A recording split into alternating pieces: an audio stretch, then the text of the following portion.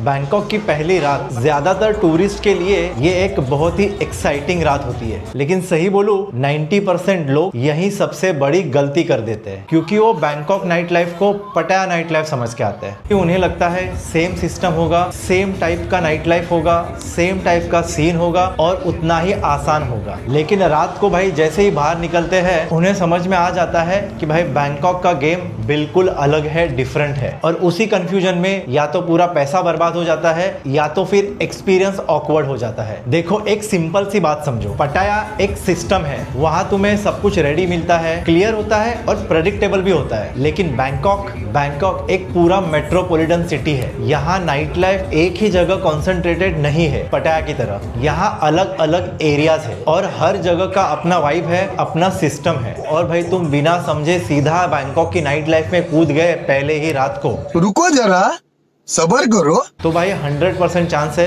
कि तुम गलत जगह पहुंच जाओगे गलत वक्त पे और फिर बोलोगे भाई बैंकॉक में तो कुछ सीन है ही नहीं। सबसे पहली गलती, बैंकॉक को पटाया समझना। और भाई ये बहुत ही कॉमन है, क्योंकि लोग पटाया में 2-3 दिन एंजॉय करते हैं और फिर बैंकॉक आते हैं, लेकिन उनका दिमाग अभी भी पटाया में ही अटका हुआ होता है और उसी वजह से उन्हें लगता है कि पूरे थाईलैंड में या फिर वो बैंकॉक हो या कहीं और हो, उन्हें सेम पटाया जैसा ही एक्सपीरियंस मिलेगा। लेकिन बैंकॉक की रियलिटी कुछ अलग है, यहाँ ऐसा बिल्कुल नहीं है। क्योंकि भाई बैंकॉक में तुम्हें चीजें ढूंढनी पड़ती है, उनको समझना पड़ता है। बैंकॉक में कोई भाई सिंगल वॉकिंग स्ट्रीट या सॉय सिक्स टाइप सिचुएशन नहीं है। अगर तुम पटाया के ही एक्सपीरियंस के साथ जाओगे तो तुम्हें 100% लगेगा कि भाई बैंकॉक बहुत ही कंफ्यूजिंग है, जबकि रियलिटी में प्रॉब्लम आपके एक्सपेक्टेशन की है। अगली गलती तो भाई बहुत ही इंटरेस्टिंग है, क्योंकि बहुत सारे लोग दो एकदम एक्सट्रीम एजम्पशन लेके आते हैं। या तो वो सोचते हैं कि बैंकॉक में भाई कुछ नहीं है, या फिर वो सोचते हैं कि भाई सब कुछ पटाया जैसा ही इजी, आसान और डायरेक्ट होगा। रियलिटी में दोनों भी गलत है, क्योंकि भाई बैंकॉक में नाइट लाइफ है और बहुत ही स्ट्रांग है, बहुत ही हरी भरी है, लेकिन उसका स्ट्रक्चर बिल्कुल ही अलग है।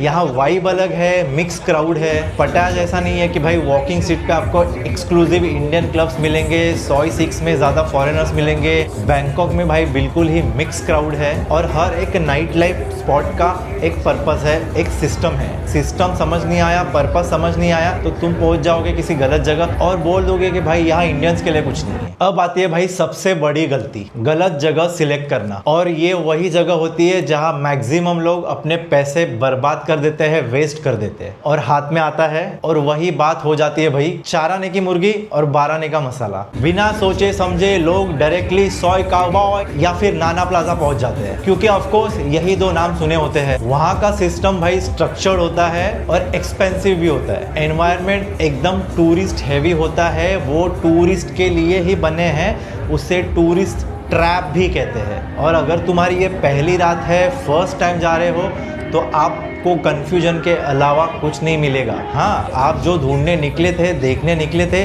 वो मिलेगा ज़रूर, लेकिन उसे पाना कैसे है, क्या सिस्टम है, क्या प्रोसेस है, निगोशिएट कैसे होता है, कहाँ पैसे देने हैं, कितने देने हैं, ये भाई कुछ समझ में नहीं आता है। अगर आप किसी बार के अंदर गए जहाँ पे पोल पकड़ के सब डांस हो रहा है, तुम्हें लगेगा भाई ये सब नॉर्मल है यहाँ पे, लेकिन असलियत में तुम एक प्रीमियम एक्सपेंसिव जगह में, एनवायरनमेंट में एंटर कर चुके होंगे। फिर भाई जब नाना प्लाजा, सॉय काउबॉय यहाँ एक्सपेक्टेशन के हिसाब से नहीं मिलता है, लोग पहुंच जाते हैं भाई खाउसान रोड। और खाउसान रोड पे भाई सबसे बड़ा शॉक लगता है, क्योंकि खाउसान रोड बिल्कुल डिफरेंट है। मेरे हिसाब से इंडियंस के लिए तो बिल्कुल नहीं बना है, और मेरे हिसाब से वो वाले इंडियंस जो मजे करने आए हैं, समझ रहे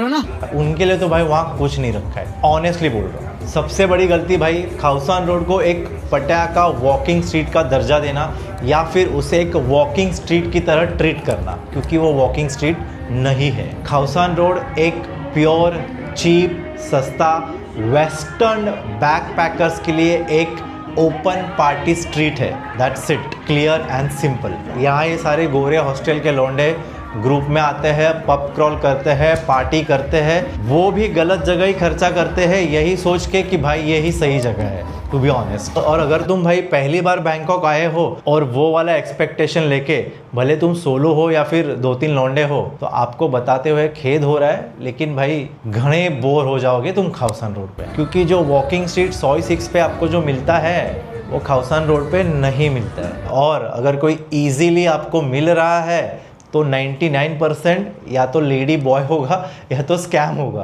अब आते हैं भाई उस गली में, नाना प्लाजा की जो गली है, सोय 4 सोय नाना, जहां इंडियंस के एक्सपेक्टेशन थोड़े हद तक फुलफिल होने की आशंका होती है। लेकिन यहाँ भी लोग ये गलती करते हैं ये समझ के कि चलो भाई यहाँ तो एटलीस्ट इजी होगा, डायरेक्ट होगा, क्लियर होगा, आसानी से भाई कुछ मिल जाएगा मुझे आज की रात। लेकिन ऑफ कोर्स यहाँ भी भाई रियलिटी डिफरेंट होती है।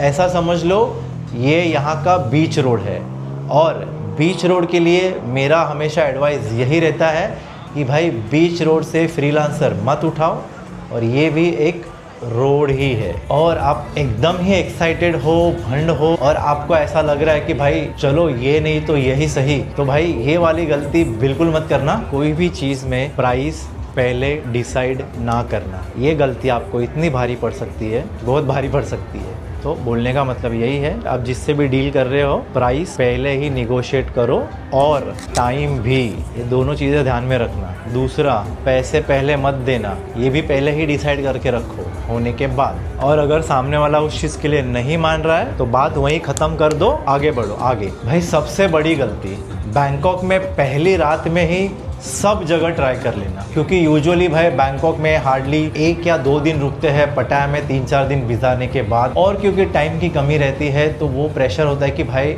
जहाँ से मिले वहाँ से ले ले, और इसी प्रेशर में, इसी घाई गड़बड़ी में भाई गलती होती है, पैसे ज़्यादा वेस्ट हो जाते हैं। और फिर आपको ऐसा लगता है कि भाई बैंकॉक में तो सिर्फ शॉपिंग ही करनी है, और शॉपिंग के नाम पे भी आप जाओगे कहाँ, इंदिरा स्क्वायर, प्लैटिनम, MBK। लेकिन भाई सच तो ये है, आपने बैंकॉक की नाइट लाइफ को समझने का टाइम ही नहीं दिया। बैंकॉक प्रॉब्लम नहीं है, प्रॉब्लम है एक्सपेक्टेशन, आपकी अपेक्षाएं। अगर तुम पटाया माइंडसेट लेके आओगे तो बैंकॉक तुम्हें 100% डिसअपॉइंट, निराश ही करेगा। लेकिन थोड़ा टाइम देके आप ऑब्जर्व करोगे, समझने की कोशिश करोगे, तो आपको रियलाइज होगा बैंकॉक में भी आप सेम एक्सपीरियंस ले सकते हो जो आपने पटाया में लिया है। बैंकॉक रिवॉर्ड करता है भाई समझने वाले को, सब्र करने वाले को, और जल्दबाजी, घाई करने वाले के अक्सर पैसे बर्बाद हो जाते हैं, वेस्ट हो जाते हैं। नाइट लाइफ एरियाज में घूमना मतलब स्कैम का खतरा, पैसे जाने का खतरा, तो ये सारी चीज़ें ना हो इसके लिए आपको आपका कैश, आपका फ़ोन सेफ रखना बहुत ज़रूरी है। और उसके लिए भाई मैं यूज़ करता हूँ एक क्रॉस बॉडी स्लिंग बैग। तो भाई बैंकॉक की नाइट लाइफ को लेके आप कंफ्यूज हो